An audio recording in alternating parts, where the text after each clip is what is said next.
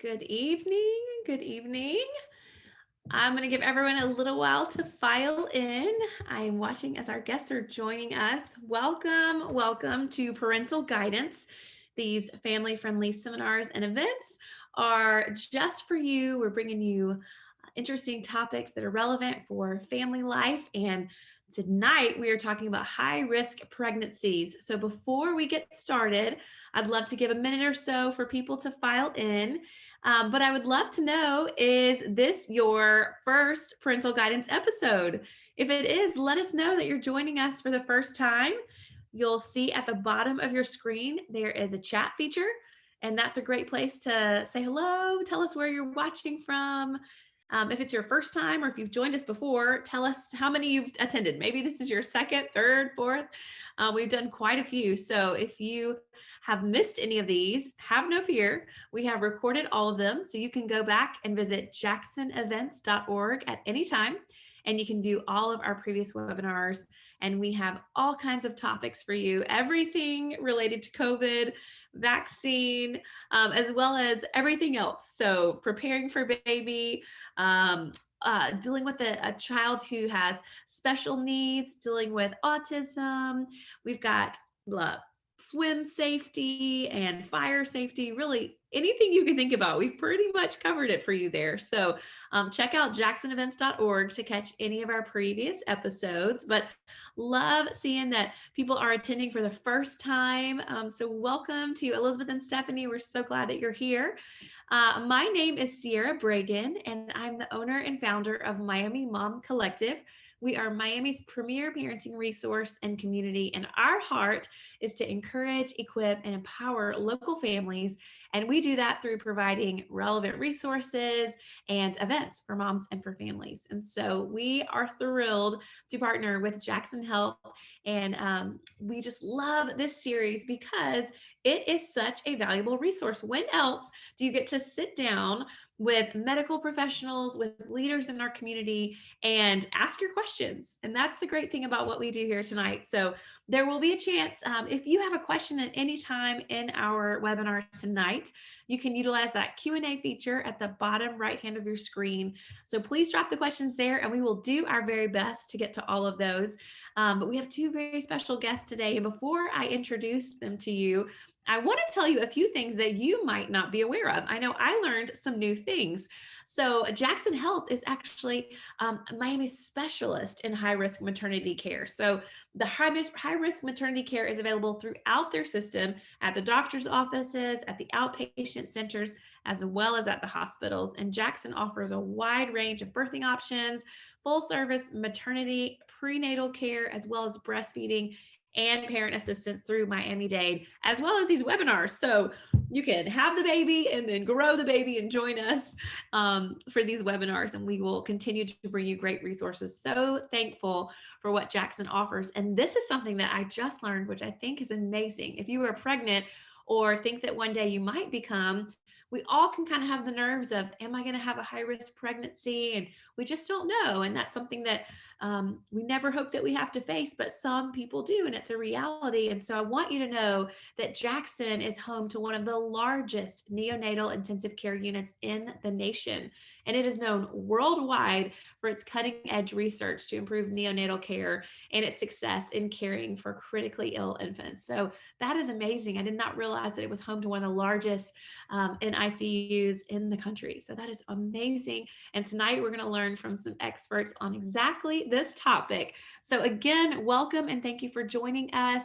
We're so excited to have you tonight. And we have two special guests. So I'm going to start out and I'm going to introduce one to you, and then we're going to transition in a little bit and I'll introduce the second one to you. But Dr. Yvette Cordova has been with us before.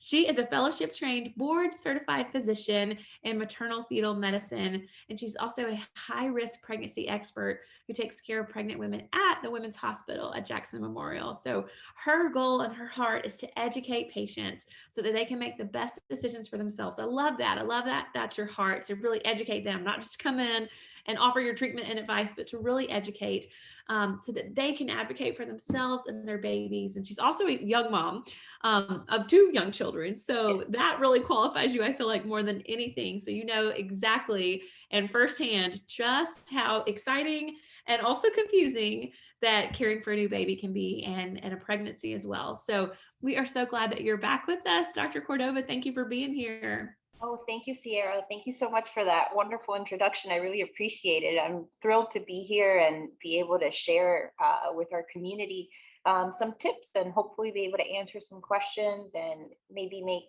our group feel a little bit more confident in either their current pregnancies or future ones, should they have some complications. That's right. Thank you. That's awesome. Yeah, exactly. None of us kind of go into pregnancy thinking that we're going to be high risk, but it can happen. And so talk to us of like what actually qualifies or classifies a pregnancy as high risk. So, a pregnancy that is considered high risk means that it could have a greater chance of having some complications. And this may occur either during the pregnancy, during labor, or during delivery.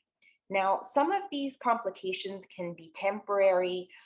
They may be something that just kind of comes and goes, but there can be some that are much more serious and can be even life threatening. And these increased risks, what we try to do is manage them so that chances of bad things happening during the pregnancy are lessened. And things that may see along the way is that your pregnancy does require more medical care than it might if it wasn't high risk. And often, a lot of times, this means a lot of monitoring. In most cases, the monitoring is to help you and your doctors make the best decisions regarding basically the healthiest outcome for you and the baby.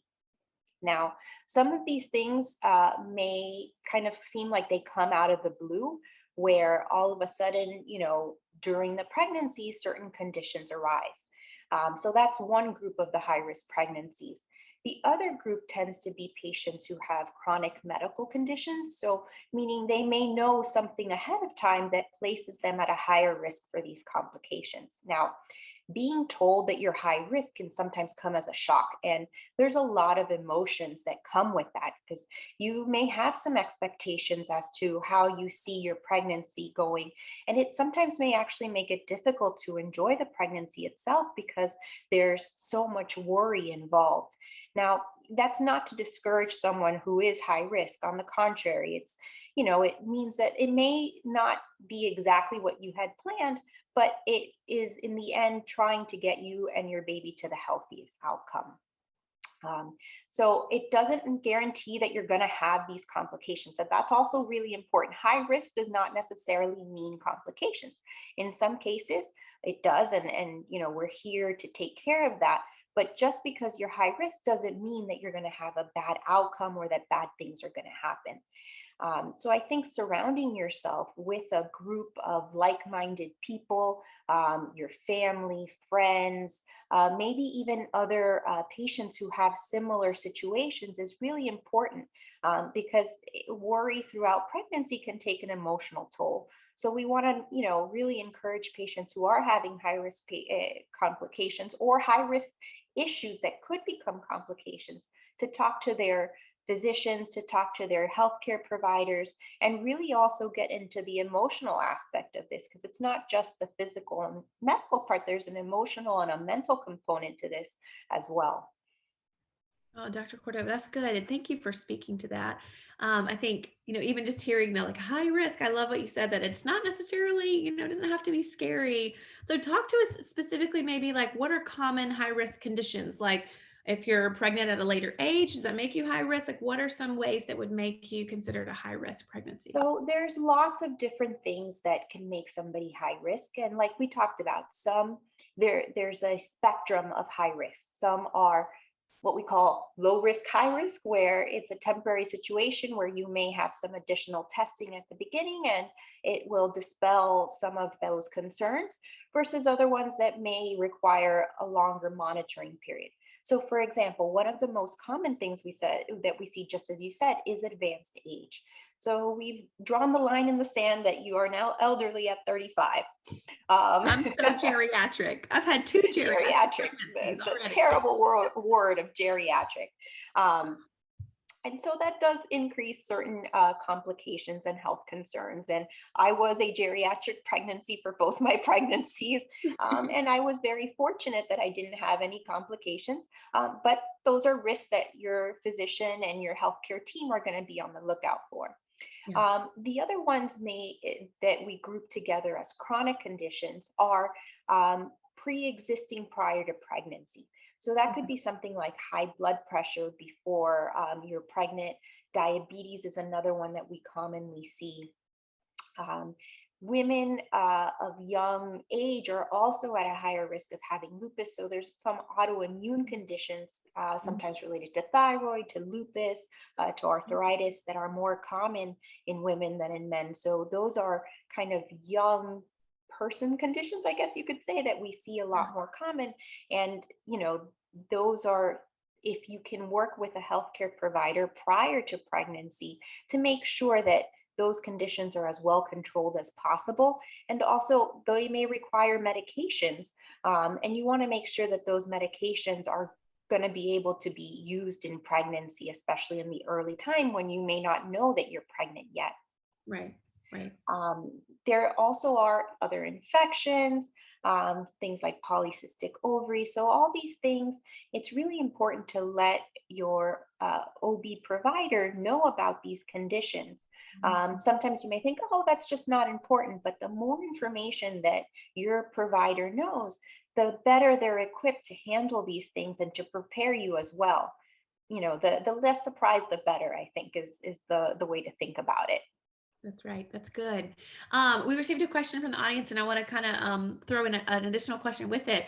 But this listener said, she had an ectopic pregnancy that ruptured a tube, and then she developed preeclampsia at 31 weeks, had the baby at 33 weeks. So are those things that put someone like that at a higher risk for a future pregnancy? And what about, loss? Yeah, others who have miscarried. Is that something that could put you at risk in the future?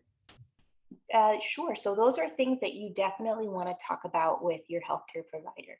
Um, Mhm. I hate to say it, but sometimes history tends to repeat itself. So it's really important to know if you've had pregnancies in the past that have been complicated, that we can address those things. So, for example, someone who's had preeclampsia in the past, especially if it's earlier, may develop preeclampsia again in future pregnancies. Now, there are some strategies that we can do to try and prevent that in the future pregnancy, but you want to try and be aware that you let your provider know, hey, this has happened before, so we want to be on the lookout for it again. Mhm. Mhm. Um, and in terms of miscarriage, sometimes miscarriage is very difficult because we see a lot of emotional aspect of miscarriage. It's not just, oh, I had a loss and it's a medical thing. There's a lot involved with that. So it's not only the emotional aspect, but medical as well. So you want to know, is there something that's going on, something recurring that needs to be taken care of before I'm looking at my next pregnancy? And some of that testing ideally is done before the next pregnancy, not only to prevent the miscarriage, but to get the most accurate result and be able to start a treatment if it's needed early on. Yeah, that's good. A two-part question that's similar, maybe like an inverse sort of question, but I think I know the answer to this one, but I'm gonna ask it anyways. Can you have a healthy pregnancy and then be a considered high risk? I feel like if I'm 34 and then I'm 35 and I'm pregnant, I feel like I know the answer. But can you have a healthy, regular, let's say regular pregnancy? There's no regular, you know what I mean? And then have a high risk pregnancy, and then also like the opposite, or once you're high risk, it's kind of like let's always kind of focus on that. So it really depends on what is the high risk condition. So I would say somebody who was 34 and is now 35, I was almost in that boat. I was 35 and 36 with my kids. It's not that big of a difference. Now you've crossed this line where now you get a diagnosis of elderly or something like that. So, it doesn't really change your risk all that much. However, you now have something that we can follow a little bit closer. Now, you may have a healthy pregnancy prior, and in the future pregnancy, it's something related specifically to that pregnancy. So sometimes that can be a complication with the baby, for example, some sort of genetic test that came back altered. It could also be some sort of finding on an ultrasound, which finds that this baby may have trouble. Mhm. Um, Sometimes it can be things such as diabetes that develop in pregnancy, preeclampsia that develop in pregnancy, where you've had healthy pregnancies before, but these are new findings related to that one specifically. Mhm. Mhm. Now, if you've had a high risk pregnancy before, are you high risk again? That is, again, the same thing. So we said, I like to use history repeats itself. So we want to be on the lookout for things that can come back again. But Mhm. for example, if there was a problem with the baby that was related to that one specific pregnancy, it doesn't necessarily mean that that's going to happen again. Right. And for example, preterm birth is one that we see a lot. So if you've had a preterm birth prior and it was related to maybe early contractions or breaking your bag of water early, then we really want to make sure that we're identifying those patients and that we put into place a plan so that we can identify early if it's happening and Right. hopefully try and prevent it as well. That's great. That's great. Thank you. Talk to us about what a high risk pregnancy doctor, how they're different than just an OBGYN. Sure. So your OBGYN, a lot of times will be your primary go-to person. And they oftentimes will work with a high-risk specialist. So you may hear the words maternal-fetal medicine or perinatology. We use those interchangeably. Mhm. And it depends on what the condition is. So a high-risk pregnancy doctor will oftentimes consult with you, your partner, and your doctor to come up with a plan. And depending on the condition, this may be a one-time visit where you come in and we say, okay, we're going to establish this plan and this is how we're going to follow the pregnancy. Or if it's an ongoing situation where changes need to be made, then you may meet multiple times and that person be involved in all aspects of your care. In general, down here in South Florida, we tend to work very closely with general OBGYNs to provide patients with a full care. It's making sure that not only that there's one cohesive team. So that means making sure that if you need to be in contact with the intensive care team, that you've met them. If there is a problem with the baby regarding the baby's heart, that you've met a pediatric cardiologist and that they're involved in your care. If there needs to be surgery, a pediatric surgeon, so that that whole care can be seamless. It can be as smooth as possible because there's a lot of moving parts. And Yes. as a patient, it's hard to maneuver all these moving parts. So your high risk doctor tends to coordinate these things so that everybody that's involved can meet beforehand and have a plan going forward. They may not be the one that does your actual delivery, but they're Right. got their hand in different areas of the care. That's great. That is awesome. So you spoke about different, common high risk conditions. Let's talk about symptoms maybe that women should be looking for if they think, oh, maybe I'm developing something that could be high risk. Are there certain things that women should look for and when should they seek medical attention for those symptoms? Sure. So the things that you'll hear your doctor kind of ask you regularly are the things that we really want to know about. So the first thing is developing contractions early on or feeling a lot of pain or pressure, things that are outside your norm. So when Right. contractions start coming more regularly and they're early, that's unusual. That shouldn't be a Braxton Hicks. You shouldn't think, oh, this is just a Braxton Hicks. I'm having, this little bit of no. When you're having contractions, you should let your doctor know. Mhm. Other things when we're talking about preeclampsia, especially in patients who have a history of high blood pressure or a history of preeclampsia prior, would be on the lookout for headaches that seem a little bit out of the norm, vision changes, any pain in your belly, things that, again, you're like, something's just not quite off. And I would say that feeling, that mom gut that you have, it starts Right. early. It doesn't just happen when the baby is born. That That's right. mom gut, you should listen to it and you should talk to your doctor about it. Yeah. Um, and again, other things that we're always on the lookout for would be, are you having any bleeding? Is there any leaking fluid?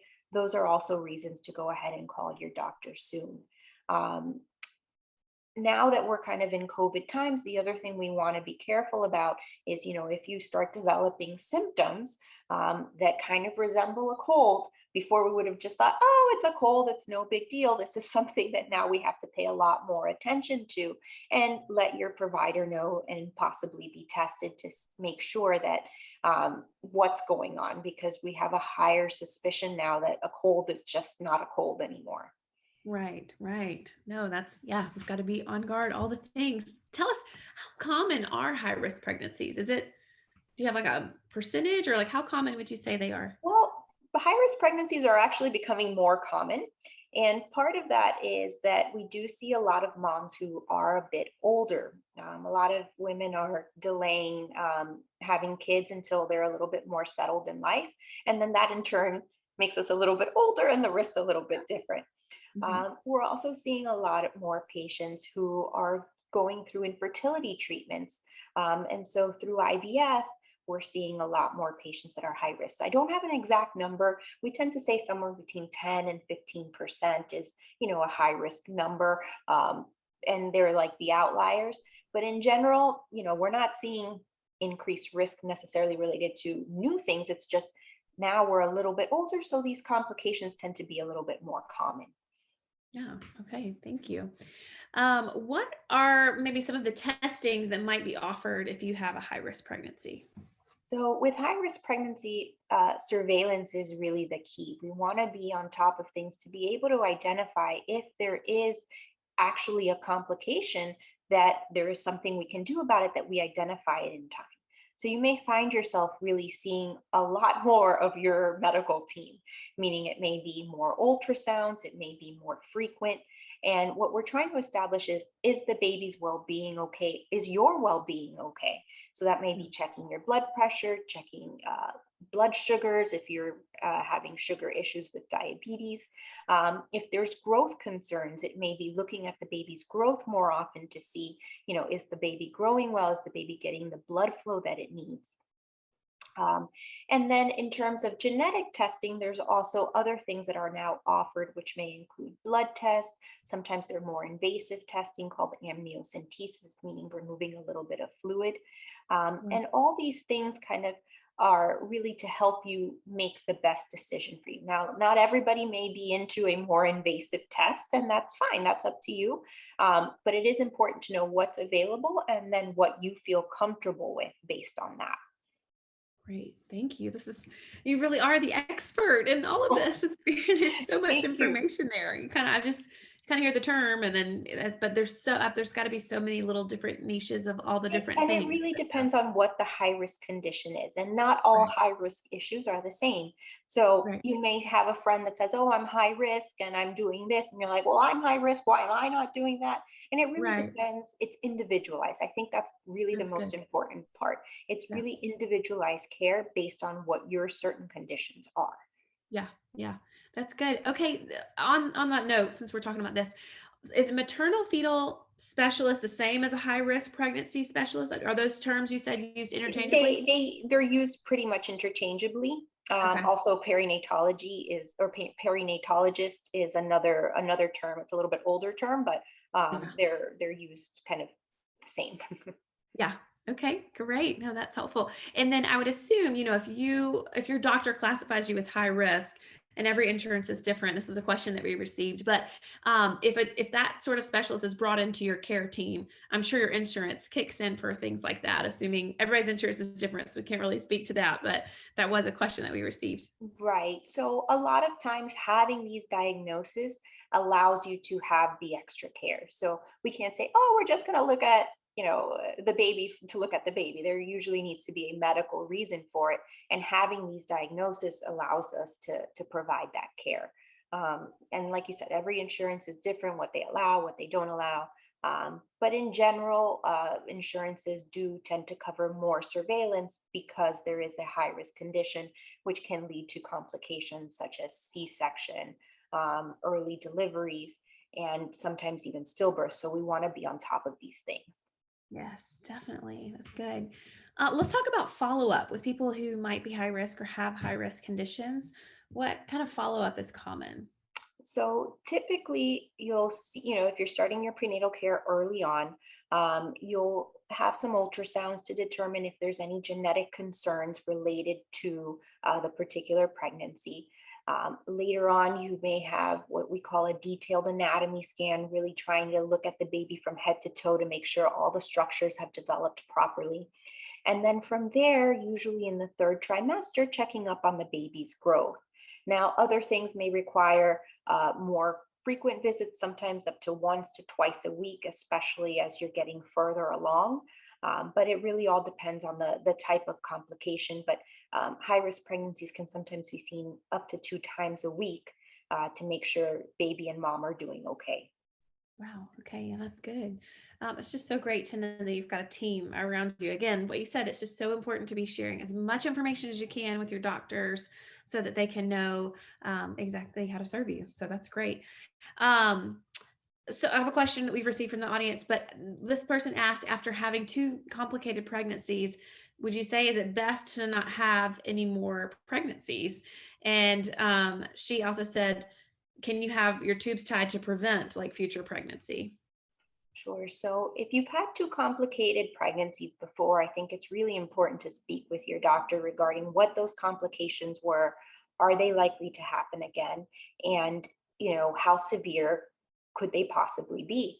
Mhm. And then making that decision between you and your family, if that is a good option for you, or if you decide, this is not for me, I'm not willing to risk these complications because I've had them in the past, then doing some sort of contraception, meaning birth control, and tubal Mhm. ligation is one of the most effective. It is permanent, so you should be really sure that this is something that you don't want to undertake, that you don't want to undertake a pregnancy in the future, because you Yeah. should consider it. This is it. We're closing up the shop. We're not going back there again. Yeah. But that is a type of birth control that's very effective. And if you're not sure if this is something that you want to be permanent, then there's other long acting birth controls that can also provide really, really good protection, but still give you the option if you decide in the future, I'm going to try again, that it is reversible and you could, go that route. Yeah. Okay, thank you. On that note, complicated pregnancy, what can women do to reduce their risk of a complicated pregnancy? So the first thing would be if you know you have some sort of underlying problem, meaning a known medical condition, a couple of months before you're deciding to get pregnant, if you have that time, go ahead and speak with your medical provider and try and see what is the best way to optimize these situations, which means try and get, if your blood pressure is out of control, on a medication that's compatible with pregnancy that you can stay on and has you well controlled. If there's diabetes, getting your blood sugar well controlled. And seeing if there's any other things that can be done prior to pregnancy to help reduce those risks. Now, if you find yourself, okay, I've done all that and now I am pregnant and high risk, one of the most important things is trying to keep up with all these appointments. And it's a lot. So if you can try and, stay as current as you can, not missing appointments, that's really important. Another thing would be, right now we're trying to prevent infections. So washing your hands, trying to get the vaccinations. So that means COVID right now is one of our biggest issues that we're having, and we are seeing more complications in pregnant patients. So the recommendation is that we get the COVID vaccine in pregnancy if we haven't had it before. Mm. Other ones that we recommend include the flu vaccine, and we're just about to start flu season. So those flu vaccines are coming out right away. And then we also offer what's called Tdap, and that's to to protect the baby after it's born. And that's usually done in the third trimester. Right. So those things can hopefully lessen your risk as you're moving forward with a high risk pregnancy.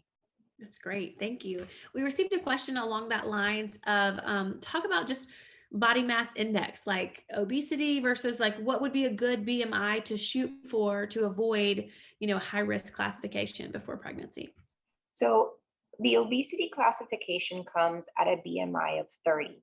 Mhm. So ideally, you would like to start a pregnancy below that BMI. If you are starting a pregnancy with a BMI higher than that, one of the most important things is really trying to have nutritious meals, stay healthy, stay active. So we do encourage a lot of activity. We don't want you to stay home and put your feet up. You can do that too every once in a while, but if the more active you can stay, the better. And that also helps us with weight gain. So we want to stay within weight gain guidelines. So for patients who are obese, then we're looking at a lower weight gain anywhere from 11 to 20 pounds throughout the pregnancy versus a patient who is normal to overweight. We're looking at a little bit more leeway between 25 to 40 pounds. Okay, that's good. I'm doing the math there on my previous pregnancies. I'm going, how much did I gain with each? We always laugh thinking, wow, this baby must be huge. And then ends up being your smallest baby, so you can't worry about all those things, but that's a good tip about the BMI. So thank you. Lots of great questions coming in. I hope we can get to all of them because I want to give some time for Leah too. So a few more for you, Dr. Cordova, but let's see. Okay. I'm going to take a couple from the audience. So is there anything that can be done to prevent preeclampsia during a second pregnancy? If you had it, I guess the first. So one of the things that we now recommend for patients who've had preeclampsia previously, the first thing would be is if you have chronic hypertension, that be well controlled. The second thing is if you don't have chronic hypertension, meaning you only had preeclampsia, it developed during the pregnancy, and then you return to your normal blood pressure. One of the things that we're recommending is actually taking a baby aspirin. It's usually about 81 milligrams, and we start that just as you're getting out of the first trimester. I would discuss this with your particular provider, with your OBGYN or your healthcare provider if it's a CNM, to just, to make sure that that's the right option for you. But it's something that we're recommending more frequently because we have noticed that it can decrease the rates of preeclampsia about 10 to 20% in high-risk patients. Great, thank you. Lots of great questions. So I'm going to kind of fire them at you here. Okay. So one viewer says, can you please comment on twin pregnancies? And she said specifically monodi twins. I'm not a doctor, so I don't know if I'm saying it right. So multiple gestations, meaning more than one baby, are a high-risk condition. And the reason for that is normally, if you imagine when you get to full term on a single baby, you're looking at maybe 6.5 to 8 pounds, somewhere around there. That's a normal size baby. And you may get to that when you're only 32, 33 weeks with a larger pregnancy. So our uterus has a little bit of a size constraint. So one of the risks is having a preterm delivery sooner. Specific to monodi pregnancies, because the babies share a placenta, we see more complications. And sometimes they may share that placenta unequally. So one baby may grow a little bit more than the other. We may start noticing changes in their fluid. And so it requires a lot of monitoring during the pregnancy, almost every 2 weeks. And I'm saying that in pregnancies that are going well. So a pregnancy that's going smoothly and has monodi twins, you are likely seeing your doctor and an MFM perinatologist about every 2 weeks throughout the time. Great. Awesome. Okay, there's also a higher risk of high blood pressure and diabetes. So we also keep those things in mind. There's so much. Like you said, individualized. It's very individualized. So and we always think like, oh, 2 at a time. They're so beautiful. I've got them both out of the way. But we're like, oh, these are, they are more complicated. So we want to keep a close eye on these patients. Well, great. Okay, 2 more quick questions for you. One viewer wants to know, are you able to get the COVID vaccine at the same time that you get the flu vaccine, or do you kind of space those out? You don't have to space them out. Neither one is what we call a live vaccine. So you can get them in close succession to each other.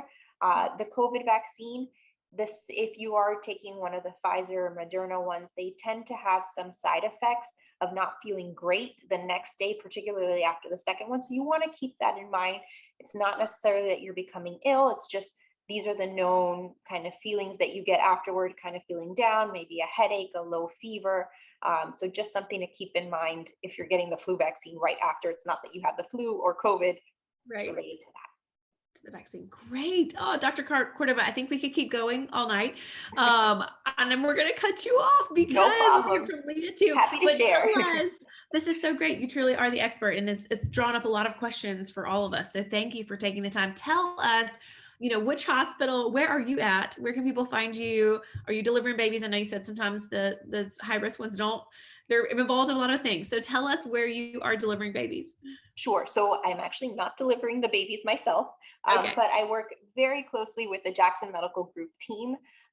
We are located right off the Jackson Memorial main campus in the Transplant Center building. It's called Jackson Medical Group, 1801 Northwest 9th Avenue. We're in Suite 201.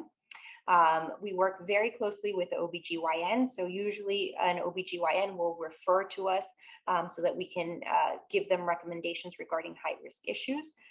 We also recently opened a strictly just perinatology office at Kendall Regional Medical Center, which is located off Bird Road and the Turnpike. So we can offer services over there, and usually we'll just, have your OBGYN send us what they need, and we are happy to see patients. Awesome. Well, Dr. Yvette Cordova, thank you so much for joining us. And I know you're going to stick around, but I want to transition now. Thank you. Those of you who are listening, this is going to be a great transition here now. I'm excited to introduce you to Leah Jayanetti. She is the Vice President and Director of Programs and Education for ICU Baby, which is an organization I became familiar with through our work with Miami Mom Collective a couple of years ago. So, and just the dear ladies who started that organization are doing amazing things. So I want to tell you about Leah. Leah graduated from the University of South Carolina, and she has a BS in exercise science. And so she continued her education at Duke, where she graduated with her doctorate in physical therapy. And then she went on to practice pediatric physical therapy with a focus on early intervention. So important. Early intervention is so important. So I love that that is a huge focus for you. She has lectured at universities, at hospitals, all on the importance of appropriate NICU environment for developing babies. So this is very, if you have a high risk pregnancy, even if you don't, someone could have a pregnancy, but then it comes to delivery and they may end up with time in the NICU. It's so important. And so Leah's going to share her expertise with us. She has 3 young children, and her journey as a mother, coupled with her professional experience, really drives her to seek the very best care for NICU babies and their family. And so we're excited to have you, and we love the work that ICU Baby is doing. So we're going to learn more about that. But welcome. We're happy to have you, Leah. Oh, thanks so much, Sierra. It's really an honor and a pleasure to be here with you and with Dr. Cordova. It's really an exciting night for us. Yes, yes. So tell us more. Let's just start, if some moms maybe aren't familiar yet, talk to us about what is the NICU, the NICU. Talk to us about that. Yeah. So this is actually NICU Awareness Month. So this is the last day of NICU Awareness Month. So this is the most perfect timing to have such a conversation. The NICU is the neonatal intensive care unit, and it's actually it's a place where they provide 24-hour care for premature and critically ill newborns. The doctors and the nurses and the healthcare teams there are highly trained and specialized in providing care to the tiniest of our community members. And I know tonight the topic is on high-risk pregnancies, and I'm glad that both you and Dr. Cordova brought up. But having a high-risk pregnancy doesn't necessarily mean you will go to the NICU with your baby. And conversely, as you just pointed out, just because there's plenty of babies in the NICU that are sailing along, the pregnancy's sailing along, and then whoop, at some point they have the rupture of the membranes, the bag of water, and here we are having a premature baby. Right. Yeah, and about 10 to 15% of babies born in the United States actually go to the NICU.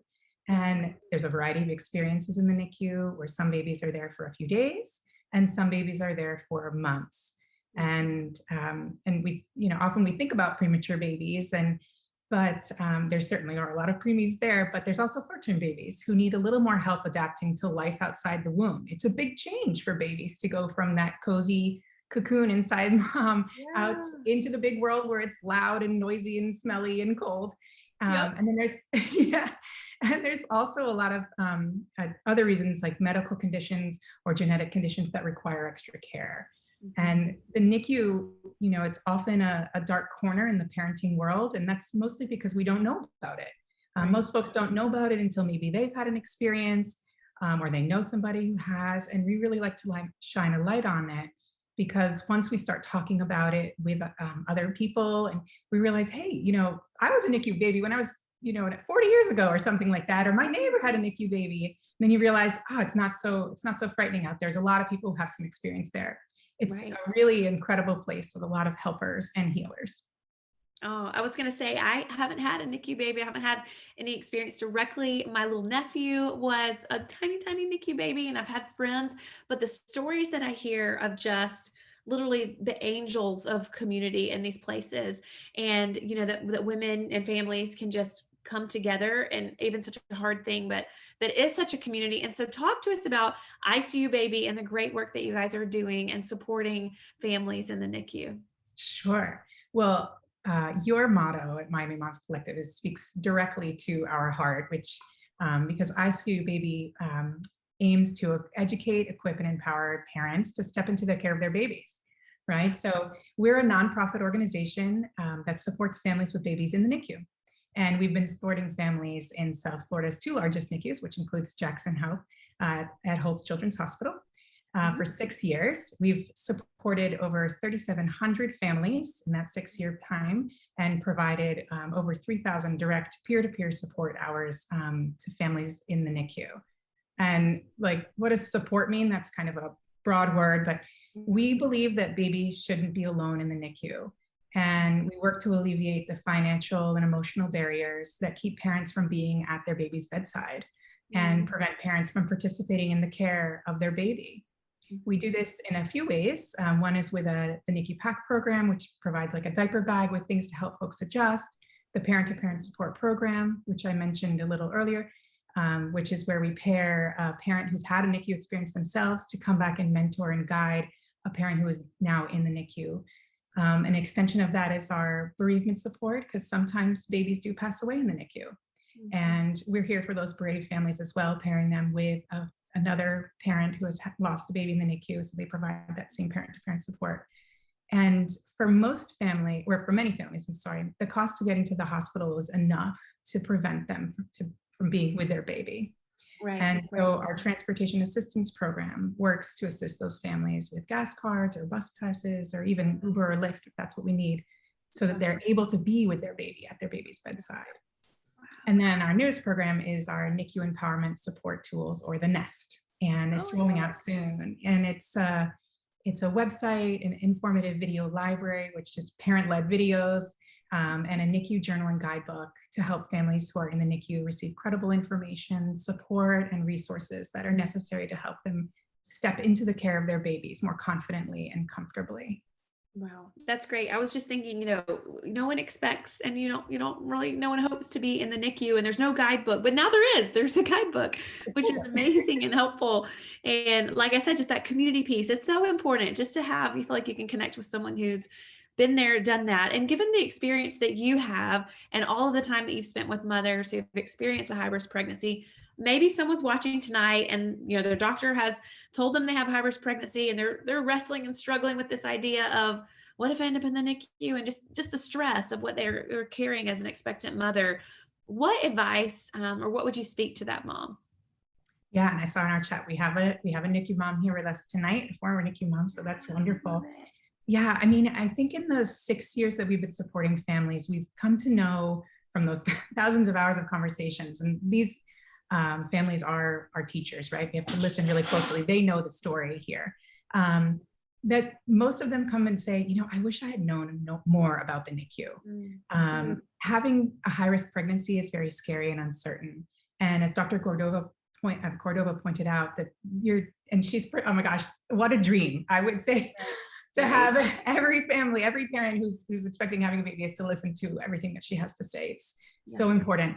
And they're caring such high intense caring for you and watching and being very careful and doing lots of tests and measures. And they're doing that, as she pointed out, so they can care for you and your baby in a particular way. It raises their awareness, right? They're sort of high on guard. Let's keep these folks under careful watch. And so that raises our stress also, but maybe it also can raise our awareness so we can prepare too. And so what can we do as parents, right? Is just sit there and wait for results? No, we've come to know that asking questions and getting reliable information, like an orientation to the NICU and how it works and what happens there, can help manage our expectations and maybe even alleviate some of that stress. And beyond that is to be gentle with yourself. you're having a high-risk pregnancy, this is a challenging time, and you're dealing with a lot of uncertainty, a lot of additional tests and appointments on top of the pulls of life's things and living in a pandemic. Give yourself some grace. You're growing a little human in there under some pretty stressful circumstances. Yes, yes. I know part of me would love to know the statistic of like in the last 2 years, have there been more high risk as a result of just all that we're all carrying, mentally and emotionally, it feels like. And I'm seeing so many comments about women who had babies in the NICU, and it really is a community, and probably a community that nobody ever, don't want to be a part of. But I love that they're saying, man, I wish that I had a service like this, organization that was loving on them during that time, and that everybody has a story, and you were given that story and that experience. And I really think God uses it if we pass it forward, and help others, which is exactly what you're doing. So what about, what would you say to parents who have a baby in the intensive care unit for the first time? Like, what should they know? I know you're talking about an introduction to the NICU, but what should parents, first-time parents of a NICU baby, what should they know? Yeah, so if you're watching this and you are in the NICU, if you remember this and you end up in the NICU, is I want you to know that we see you, that you are not alone. There are a lot of people out here who care about you, and some have been in your shoes and had a similar experience, and they're here to help you. The second is this is a very new place. It's not a natural parenting environment, new smells, new sounds, and even like a whole new language. Medical language is Latin based. Like, what are we saying?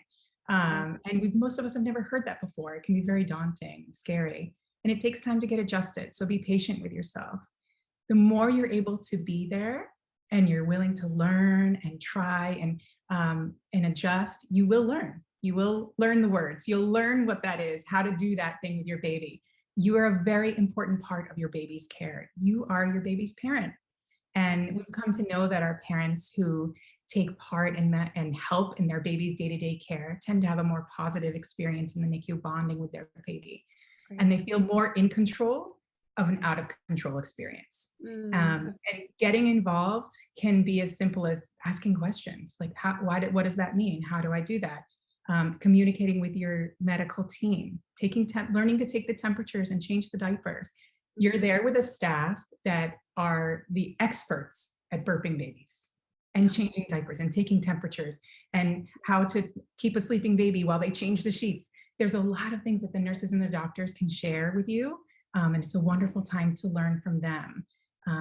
If you're gonna plan to pump milk, pump your breast milk, that's amazing. Participate in the touch times, and skin to skin care is always amazing. And one thing we always try to remind folks is when we're under stress, it's really hard to remember things. Yes. And it's okay to ask those questions, and it's okay if you don't know. Yeah. Just ask. It's okay. And if you asked it yesterday and you're like, I know I asked it, but I have no idea what they said, I'm going to ask it again. And the medical staff always says, we want questions. We want engaged families. We want engaged parents who want to participate. Another thing that's good to remember when we're in the NICU is you're around other families. You mentioned that support system that kind of naturally happens organically, is to sort of try to avoid comparisons. As your experience is truly yours, and how you decide to navigate it and make decisions is between you and your partner, your family, and your medical team. I mean, some folks say that the NICU is a dance, and some folks call it a roller coaster. We like to say we take baby steps forward and we take baby steps backward. And there will be times when your baby can take a challenge and they push them and they progress. And then there will be times when your baby needs a rest. They have to take a few steps back because they need to rest to grow or recover. So taking it one day at a time, or even a half a day at a time, is a perfectly great pace. And then, and if you have a chance to celebrate every tiny victory, whether it be the first time you get to your baby's bedside by yourself, maybe you feel well enough to walk, that's a victory. That's a big deal.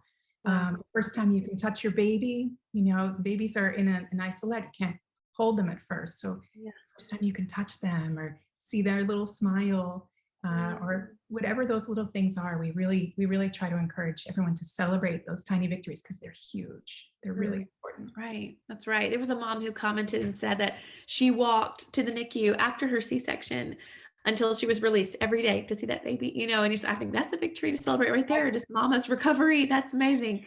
But we would do anything for our babies. And that's what's so beautiful, is to know that you've got a great staff of care around you. And again, Jackson, just the program that they're offering there and all of the experts that they have. And then I just think, oh, your spirit is so calm. I'm thinking you're the kind of person I want around me if I'm encountering the situation, because I just feel calm right now talking to you. And I imagine in a stressful situation, that can be just bring such peace. So talk to me also about, parents can be anxious to get their babies home, but what do they need to understand about their post-NICU experience? You don't just take your baby home and then, okay, new normal, we're home now. But talk us through that. Yeah, it's really exciting. There's a lot of waiting and like, can I take my baby home? And there's a lot of excitement about happening. And oftentimes our families will say, you're just waiting and waiting, counting in days, and it happens so fast. And it's like, wait a minute. And it's a big transition. We put a lot of pressure on ourselves just generally in society to go back to pre-pregnancy weight or work or exercise or my body or my, social life. But, it's very famously said that having a baby really does change things. They don't sleep like a baby. There can be really hard nights, as you all know, as moms you are here tonight. There's a lot less time for mom and dad. And babies specifically coming out of the NICU often have a lot of follow-up appointments. All the doctors and nurses, the doctors and specialists they were seeing in the hospital now used to be coming to their bedside. And when you go home, now you have to take your baby to the doctor's office. Right. And so it's a big schedule. Having a baby in the NICU requires you to leave your house to come be with your baby, which feels unnatural. But now your baby's home, so you have to take your baby around on the tour of all the doctor's offices. So that does take some time. The other thing that comes up in the postpartum period, certainly and after the NICU time often, is about with postpartum depression. About 20% of new mothers have postpartum depression. So that's anxiety or depression symptoms. And this is a little bit more than the baby blues, which can be improved with rest or eating well or social supports. And it certainly can happen during pregnancy, as we know, and up to 18 months or 2 years later even. But having a high-risk pregnancy or a baby in the NICU does increase the chances of having postpartum depression or anxiety. And that's for mothers and fathers, so partners as well. And Dr. Cordova talked about it a lot earlier, but this is the emotional side. It's not just a physical experience. This is an emotional, a mental experience, and it certainly can weigh on us. And certainly if you are not feeling yourself, it is very important that you tell someone, reach out for help, talk to your OB or your primary care doctor, somebody who can help you. Good. That's good. Thank you. Great wisdom. I didn't cut you off. I'm sorry. Did I cut you off? I want to make sure you get that all. That's all. You're good. It's all so good. And you alluded a little bit to this, especially the emotional piece, but why it's so important to get support during and after pregnancy, especially a high-risk pregnancy, because of these things. Is there anything else that maybe we're not thinking about in terms of why the support is so important? Yeah. So there's a slogan, there's an organization called Postpartum Support International, and their slogan is, with help, you will get better. And I keep that in the back of my pocket all the time. Wow. A lot of times, and it's very common, many folks, they retreat or kind of feel isolated when things are getting hard, or, and it might be from fear of what's happening, or stigma, or confusion, I don't understand. Same thing as people might drift away from you when you're going through something difficult because they don't know what to say or how to handle this. Like a lot of times folks say, I don't know how to share this scary situation with my family. I'm not sure what to say. I don't know how to explain this. Or that even asking for help means that we can't do it. We're a failure, or that we have to do it by ourselves. I can do this. I myself also isolate when things get hard. I think, oh gosh, just keep your head down and you can do this. Yeah. But we know that when we're experiencing difficult things in isolation without support, that we suffer more. Yeah. We need that whole adage of creating a village. It's really crucial. It's really crucial. And that might look different for everyone. Certainly your medical team is part of your village. I know my maternal-fetal medicine specialist was like the captain of my support team when I had my 3 high-risk pregnancies. Breastfeeding support if you're breastfeeding, maybe joining parent groups, talking to your families, friends, or your therapist or counselor. Or maybe it's just that one great friend that you have that you talk to every day that can help you unload what you're going through. Maybe it's your prenatal yoga class, whatever it might be, that is the place where you feel safe to share. Certainly, if you deliver at any of the hospitals that ICU Baby is present at, our parent supporters will be there.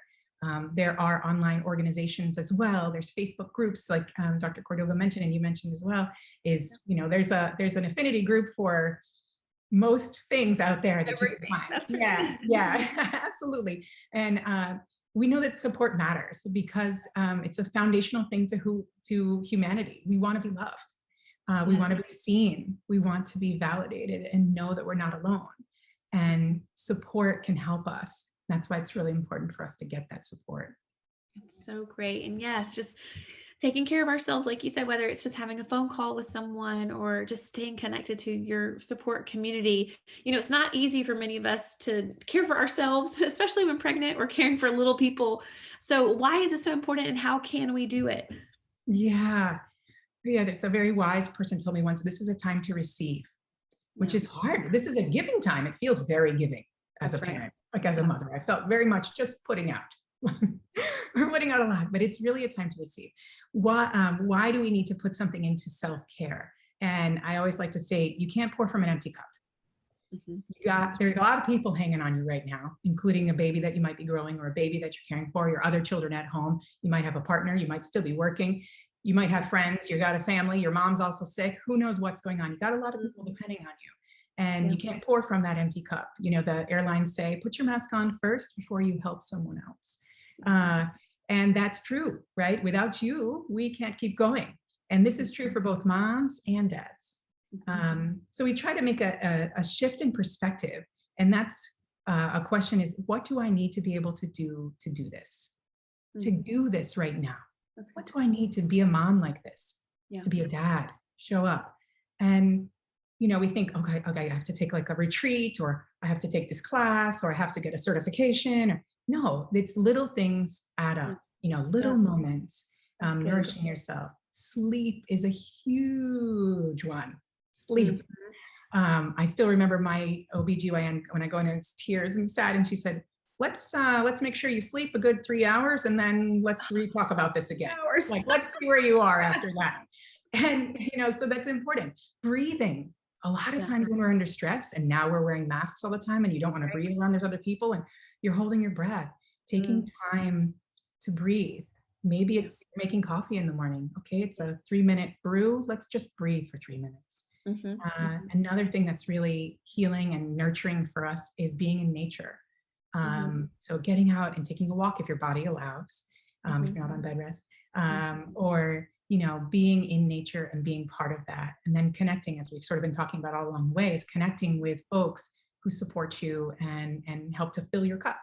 Yeah, that's right. That's right. Oh, it's so good. And like you said, it doesn't have to be some big, we'd all love to take a retreat for 10 days by ourselves in Bora Bora, but it just might not happen. But there are little things that we can do, like you said, which I think it's good. And sometimes it's just hard to even ask ourselves. That's something I've been practicing too, is like, what do I need? Because I kind of feel like, yes, I need help, but I don't know where what I need. How do I let someone help me? So that's a great thing to even just, to open yourself up and let people love on you and help you, especially if you're walking through something challenging like this, like a high-risk pregnancy or time in the NICU. Very, very good. So you gave some great examples of what it looks like when you might be spending, your time at home or visiting a baby in the hospital. Anything you would add? And I'm watching our time. I want to respect everyone's time, but we do have a few more minutes, and I have maybe just a couple more questions. Sure. Yeah. So the thing that let's add the NICU on top of that. Yeah. Right. So having a baby in the NICU stretches parents even thinner. Right. You have to, if you have one baby, you have a child at home, now you have one in the NICU, you have to go visit that baby. And those, especially in those early days, it's hard to find that balance, that routine where you feel, mom guilt is a thing that a lot of us experience. And this is like, it's a really complicated thing. And so the phrase that we try to have with folks is, you need to care for yourself as part of caring for your baby. Yeah. Right. So the same things: sleeping, eating, breathing, pray, if you're with you're visiting your baby bedside, you can sit with your baby and read to your baby. Read your favorite book. They'll love that book.